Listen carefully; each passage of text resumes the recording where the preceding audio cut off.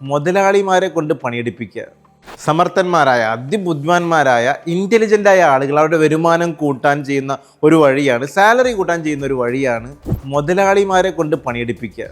കാരണം അവർക്കറിയാം അവർ ചെയ്യുന്നതിനേക്കാൾ എത്രയോ റിസൾട്ടാണ് മുതലാളി ഇറങ്ങി പണിയെടുത്താലെന്ന്. നമ്മളും ഇപ്പോൾ അതന്നെയല്ലേ ചെയ്യുന്നത്. എന്നിട്ടെന്താ നമ്മുടെ സാലറി കൂടാത്തത്? 2 കാരണങ്ങളാകാം. ഒന്നാമത്തേത്, നമ്മുടെ മുതലാളി നമ്മളെപ്പോലെ മടിയനാകാം. രണ്ടാമത്തേത്, മുതലാളി പണിയെടുക്കുന്നത് ആരുടെ പണിയാണ്? പലപ്പോഴും നമ്മൾ ചെയ്യേണ്ട പല ജോലിയാകാം മുതലാളി എടുക്കുന്നത്. അതുകൊണ്ട് സാലറി വർദ്ധിക്കില്ല.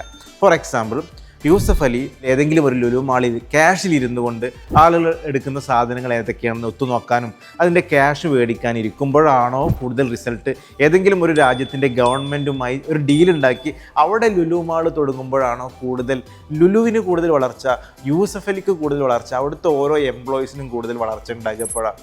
ഇപ്പോൾ പല മുതലാളിമാരും ചെയ്യുന്നത് അവരുടെ ജോലിയല്ല, നമ്മൾ ചെയ്യേണ്ട ജോലിയാണ്. അപ്പോൾ നമുക്ക് സാലറി കൂടണമെങ്കിൽ, വരുമാനം കൂടണമെങ്കിൽ മുതലാളി ചെയ്യേണ്ട ഹൈ റിസൾട്ട് ഉണ്ടാക്കുന്ന, അമേസിങ് റിസൾട്ട് ഉണ്ടാക്കുന്ന ആക്ടിവിറ്റീസ് ചെയ്യാൻ സ്വതന്ത്രനാക്കി പറത്തി വിടണം.